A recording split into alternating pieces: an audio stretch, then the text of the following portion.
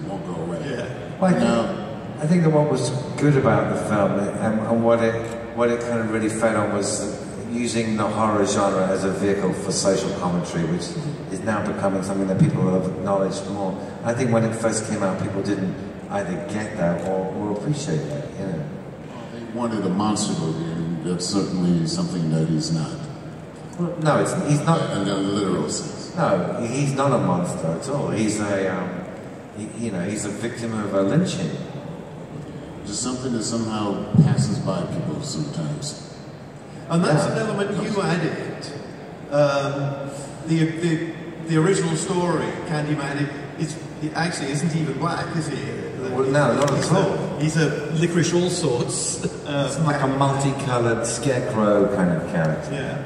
But you particularly decided that he would represent an African-American experience, a type of horror that maybe... we'd had a couple of voodoo movies, and you'd been in the remake of Night of the Living Dead, which also has a black lead. But this is one of the first horror films that has, as it were, an urban black milieu. Well, I think that's right, and I think one of the things that's interesting about it is that people say, of course, well, Get Out now has a black lead, but of course, the black lead in Get Out is the hero. He's not the villain. The villains are all white people in that film. And so, in fact, I think it was... So Tony remains the only... Yeah, although, is Candyman the villain of Candyman? He's not a villain, he's the hero. But I think the point, that's, of course, the fundamental point is, before I was doing the film, a lot of people were very nervous about doing this. And were saying to me, you know, you shouldn't do that, it's wrong.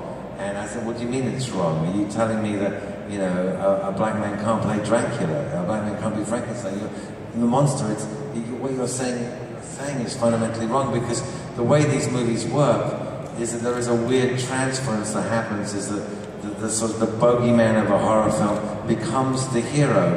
And I think the sort of ruthless kind of destructive force that they represent, in a way, is something that people feel intensely attracted to, in as much as the victims are always interchangeable, but the bogeyman figure is always the same. And in a way, they always have sympathetic backstories. Phantom of the Opera, of course, or the type of thing, Hunchback of Notre Dame, the Frankenstein's monster, even Dracula, Wolfman Dracula, they all have things that make you understand their pain and their unhappiness and their exclusion from society. And I said, to me, the idea that you couldn't cast somebody who was already, by their essence, in a sense, excluded from that society is wrong. Did you get any blowback initially from like Steve Golan about why not cast it? They didn't. Color? They didn't want to do it at all. I basically had to say... But he bought the concept on site when he first told him. But it wasn't going to be an African guy. So at that point he didn't... That only came after I went to Cabrini Green. Well, and after I went there, once I knew we were going to fit there, to do it any other way... There's no other way. How could he possibly... How could it happen? You get me a white So if it had been Liverpool, would it have had to be Pakistani? I think in Liverpool it would have been the character that's described in the book. Yeah. But you know, both Clive and I knew Liverpool pretty well, and neither of us wanted to make a film in Liverpool.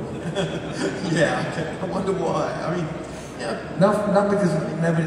Brezhnev had been around that time? Well, at the time I was actually married to Alexandra Pig. Yeah. So I was sort of an